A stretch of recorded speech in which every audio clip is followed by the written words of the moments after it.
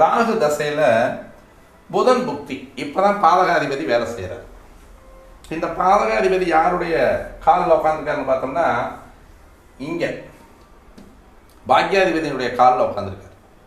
இப்போ தான் அந்த பிரச்சனைகள் வருது. இது வரைக்கும் எங்கடா பிரச்சனை போச்சு, அத்தமாதிபதி வேலை செய்யலை, பாதகாதிபதியை எந்த விதத்துலையும் தீண்ட முடியல அப்படின்ற போது இங்கே தான் கர்மா வேலை செய்யுது. ஏன்னா ராகு கேதுக்கள் எப்பவுமே கர்மாவை தாங்கிய கிரகங்களாக வர்றாங்க.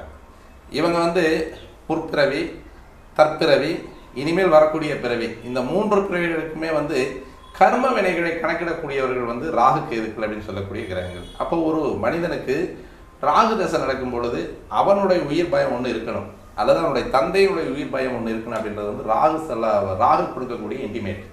அப்போ அந்த ராகு தசையில் ராகு புக்தி இது அசுபதி சாரம் அப்படின்றதால 11ஆம் இடத்து அதிபதியாக